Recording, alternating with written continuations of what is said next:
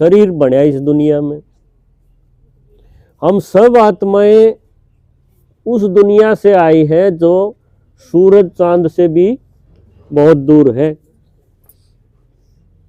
वहां से आत्मा आई है। और आत्मा का जिक्र गीता में ऐसे लिखा है कि न उसको शस्त्र काट सकते, न उसको वायु सुखा सकती, न जल उसको गला सकता, यानी वो अजर अमर अविनाशी बोली गई है। बहुत सूक्ष्म यानी बहुत छोटी, लेकिन वो अनादि है। अनादि किसको कहेंगे ये नहीं बोल सकते, ये फलाने दिन बनी। ये घर कब बना तो हम एक डेट बता सकते हैं, उस दिन ये बना, उस साल में बना। ये शरीर कब बना हम बता सकते हैं, भाई इतना पुराना हो गया, इतनी उम्र होगी। इनकी तो आदि है। कुछ चीजें अनादि बोली गई, जिसका ये नहीं हो सकता कि ये कब बनी। और अनंत भी बोली गई, यानी कि वो कभी खत्म नहीं होगी। तो ऐसी एक चीज है, ऐसी एक शक्ति है आत्मा। आत्मा क्या है? एक बिंदी और बहुत सूक्ष्म, इस शरीर से न्यारी। शरीर को वो लेके कर्म जरूर कर रही है, लेकिन वो शरीर से अलग है। आत्मा ही सारा कुछ सोचती है, उसमें संस्कार भरे हुए हैं, संस्कार अनुसार वो उसका फल भोगती, कर्म करेगी फल भोगती रहेगी। ये खेल सारा कहाँ चलता है? उस दुनिया में नहीं चलता जहां से आत्मा आई, वो चलता है इस धरती के नाटक में। ये इतनी दूर जो है हम देख रहे हैं ना, ये धरती, ये है हमारा कर्म क्षेत्र, जिसको गीता कहती है कुरुक्षेत्र। और हमने कुरुक्षेत्र हरियाणा में बना भी लिया है ना। तो अब बात ये आती है कि ये कर्म क्षेत्र नहीं है। क्यों? यहाँ कर्म के लिए शरीर नहीं है। ऊपर शरीर जब मिले तो आत्मा में जो रील है वो उसको करके देखेगी शरीर द्वारा। तो शरीर हो गया हर एक आत्मा का रथ। क्या हो गया? रथ। और रथ से जब रथी चला जाए तो क्या बोलते हैं? अर्थी। ये एक दिन बताया भी था आप लोगों को। तो यहाँ हर एक आत्मा जो ऊपर से आएगी वो यहाँ पर एक रथ लेकर के, एक शरीर लेकर के खेलेगी। खेलेगी माना उसको एक शरीर मिलेगा, जैसे माँ बाप होंगे वैसा मिल जाएगा। और एक शरीर नहीं, कल आपको समझाया होगा, उसको बहुत सारे शरीर मिलते हैं। जितने शरीर मिलेंगे उतने माँ बाप भी मिलेंगे, हर एक को मिलेंगे। तो सारी आत्माएं इस कर्म क्षेत्र पर आकर के और ये पार्ट बजा रही। हम सब ऐसे ही पार्ट बजाते बजाते यहाँ तक पहुंच गए, है ना। अब अगली बात समझो। इन्हीं आत्माओं में कुछ को कहेंगे महात्मा, कुछ को कहेंगे धर्मात्मा, कुछ को कहेंगे पापात्मा, कुछ होंगी देवात्मा। लेकिन वो सब की सब माँ के पेट से आके शरीर बदलते बदलते यहाँ तक आ गई। चाहे देवता हो चाहे महात्मा हो, सब जन्म लेते लेते माँ के पेट से जन्म लिए और यहाँ तक आज इस जन्म में बैठे। एक दिन यहाँ से भी छुट्टी हो जाएगी। इतना तो क्लियर हुआ है ना। आज मैं पूरे कोर्स को रिवाइज कर रहा हूँ, कुछ पॉइंट नए बताऊंगा, नहीं तो आपको लगेगा ये तो सुना है मैंने। तो एक आत्मा इस पूरे नाटक में, कौन? एक आत्मा ऐसी है पूरे नाटक में जो हमारे बीच में आएगी, लेकिन वो माँ के पेट से नहीं आएगी। एक केवल, ये देखो 700-800 करोड़ आत्माएं इस दुनिया में, इस धरती पे आ गई। और एक वो भी आती है जो बिना शरीर वाली है, जो माँ के पेट से नहीं आएगी, गर्भ से जन्म नहीं लेगी, उसको कहेंगे परम आत्मा। क्या बोलेंगे? परम आत्मा। उसकी जबरदस्त पावर है और किसी की कोई शक्ति नहीं। क्यों? और है जन्म मरण वाली, एक ऐसी है जो जन्म मरण में नहीं आती, इसलिए उसकी बैटरी हमेशा फुल रहती। बाकियों की बैटरी जैसे जैसे यूज होगी धीरे धीरे खत्म होगी। खत्म होना मतलब उसके अंदर जो शुरू वाले जन्म में जो गुण थे, जो शक्तियां थी, वो अब आखिरी के जन्म में वैसी नहीं रहेंगी। लेकिन वो जो परमात्मा बोला गया जिसको है, वो भी बिंदी, बहुत छोटी बिंदी है। जैसी ये आत्मा और है वैसे ही परमात्मा भी छोटी है, पर उसकी जो शक्ति है, उसके जो गुण है, वो सबसे अलग है। वो जब इस कर्म क्षेत्र में उतरती है, एक बार वो भी आती है, तो वो कैसे आती है ये भी आप लोगों को किसी ने बताया होगा, आके चित्र समझाया होगा। वो माँ के पेट से नहीं आती, लेकिन आती जरूर है, और उसको भी एक रथ की जरूरत पड़ती है। रथ माना शरीर, घोड़े वाला रथ तो नहीं। क्यों? हमने नासमझी में रथ का मीनिंग एक ही पकड़ लिया, भाई रथ वो जिसके घोड़े जुड़ते हो। ऐसा नहीं है। रथ बोला गया है प्रकृति का बना हुआ ये शरीर। तो जिसके रथ में वो आती है, दूसरे के रथ में आकर के वो परमात्मा, और वो ज्ञान सुनाती है, जिस ज्ञान को बोला गया है गीता ज्ञान। ये बात समझते रहना बहुत ध्यान से, क्योंकि इसमें बड़ा सूत उलझा हुआ है और हमें ड्यूटी मिली है। भगवान ने बताया कि तुम्हें ये चीज क्लियर होगी तो तुम औरों को भी बताओ, नहीं वो उन घोड़े का आगे खड़े रहे कि इन पर चढ़ा होगा भगवान। ऐसा नहीं। रथ की जरूरत किसको पड़ेगी? शरीर की जरूरत किसको पड़ेगी?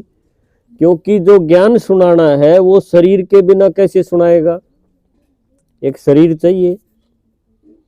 तो जो ज्ञान सागर है, जिसको परम आत्मा परम पिता बोला गया, वो भी इस दुनिया के नाटक में एक बार दूसरे के रथ पे चढ़ के ज्ञान सुनाता है। देखो, दूसरे के रथ पे। और उसके लिए गीता में एक बहुत बढ़िया बात क्या लिखी है?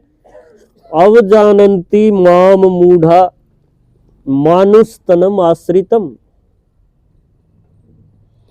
मानुस्तनम आश्रितम माना मनुष्य तन का आश्रय लेने वाले को मुझे मूढ़मती लोग नहीं जानते। मूढ़मती किसको बोलेंगे? जो मोटी बुद्धि का हो। मोटी बुद्धि कैसी? जो खाया सो गया, फिर खा लिया, फिर सो गया, ऐसे उसने 70 साल हो गए हो, तो मोटी बुद्धि हुई। या ये कह सकते हो पशुवत जी रहा हो, पशु जैसा जी रहा हो। उनको नहीं पता चलता, क्योंकि वो परमात्मा दूसरे के रथ पे चढ़ के उसका सारथी बनता है। जो महाभारत में दिखाया सारथी बना हुआ कि भाई इस रथ को मैं चलाऊंगा, और जिसका रथ है उसने भी सरेंडर कर दिया, सौंप दिया कि आपसे बढ़िया और कौन चला सकता है ना।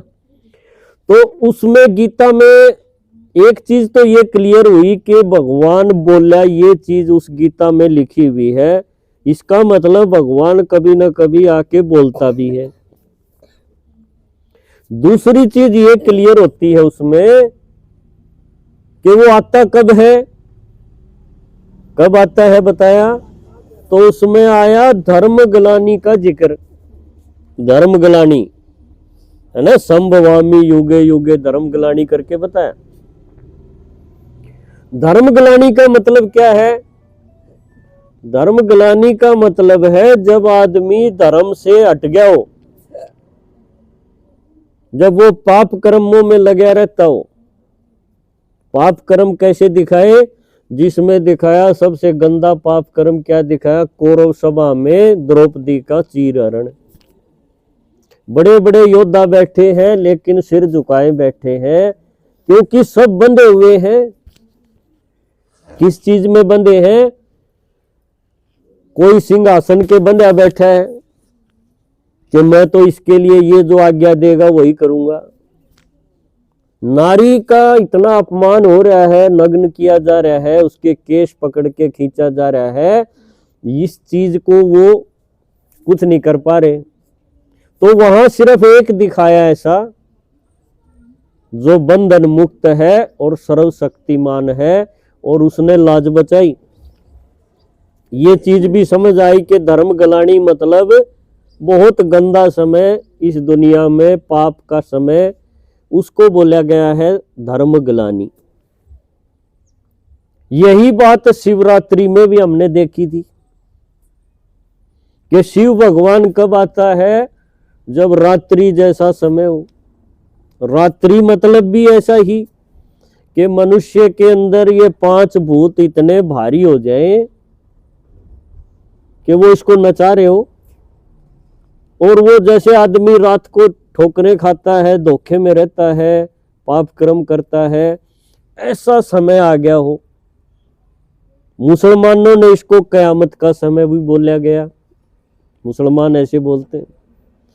तो यानी कि गीता में ये बात भी सुनी कि भगवान आता है और धर्म ग्लानि के समय पर आता है। दूसरी बात ये क्लियर हुई भी आता है और धर्म ग्लानि के समय आता है। तीसरी बात ये हुई कि वो रथ के ऊपर चढ़ के ज्ञान सुनाता है। क्या वो ज्ञान तो बहुत लंबा चौड़ा है, कोई घंटे 2 घंटे का तो है नहीं। तो क्या रथ जरूरी है? क्योंकि आप देखोगे कुरुक्षेत्र में जो यादगार बनी है इस चीज की, तो रथ जरूरी दिखाया है। उस रथ पे 2 बैठे हैं, एक वो जिसका रथ है, जिसका शरीर है, और दूसरा वो जिसका रथ नहीं होता, बिना रथ का। बिना रथ का कौन है? आप मंदिर में गए होगे तो सबका शरीर मिलेगा, एक बिना शरीर का है, शिव। उसके कोई माँ बाप नहीं दिखाए, वो किसके पैदा हुआ, उसके माँ बाप कौन है, शिव जी के कहीं जिक्र नहीं मिलेगा आपको। स्वयं ही प्रकट होता है स्वयंभू, उसको रथ की जरूरत पड़ती है। लेकिन भक्ति में आप देखना कहां कहां गलतियां हुई है मनुष्य से, वो सारी गलतियां अब भगवान आकर के उनको ठीक कर रहा है, ताकि ये नया युग आ जाए, सुंदर दुनिया बन जाए। तो रथ के ऊपर कौन आता है? जिसका अपना रथ नहीं, वो उस रथ पे आके चढ़ गया जिसको पहले से एक रथ है, कि उसको मुख से बोलना है और ऐसा ज्ञान सुनाना है जिससे ये दुनिया बदल जाए, युग बदल जाए। इतनी बात समझ आ रही है सबको? तो रथ का भी जिक्र आया कि भाई रथ के बिना ज्ञान नहीं हो सकता। रथ का जिक्र रामायण में भी आया है। किस किस ने रामायण देखी होगी? आज मैं कई शास्त्रों को लेके चल रहा हूं, क्योंकि इस पॉइंट पर आने से पहले ना, भगवान का ये परिचय पूरा मिलने से पहले मैंने इस चीज की बहुत तरीके से, अपने तरीके से खोज की कि भाई ओम शांति वाले कह रहे हैं भगवान आ रहा है, इसमें आ रहा है, मैं कैसे मान लूं? मेरे भी सवाल था। कैसे तो कोई भी मुझे पकड़ के बोल देगा इसमें आ रहा है और मैं मान लूंगा, क्यों मानूं? मैंने खोज की, उस खोज का जो रिजल्ट है वो आपके सामने मैं रखता जा रहा हूं। तो रामायण में भी रथ का जिक्र आता है। कब? जब राम और रावण का युद्ध होता है, तो रावण बहुत विशालकाय बड़ा दिखाया और राम दिखा दिया छोटा। आशा के ये मेरे से क्या लड़ेगा। तो राम ने कोशिश भी की शुरू में, लेकिन उसके कोई प्रयास काम नहीं किए। फिर उसने एक रथ का आह्वान किया, एक रथ बुलाया, और वो रथ था इंद्र का रथ, कि देवलोक से एक रथ के लिए बोला गया कि रथ के बिना रावण मरेगा नहीं, रथ जरूरी है। और जब उस रथ पे वो सवार हुआ तब रावण का वध हुआ। ये हम सब ने रामायण में देखा। गड़बड़ वहां भी यही होगी, घोड़े वाला एक रथ आ गया। हर जगह हमने नासमझी में एक ही मीनिंग उठा लिया, अपनी बुद्धि ज्यादा चलाई नहीं कि रथ मतलब घोड़ा।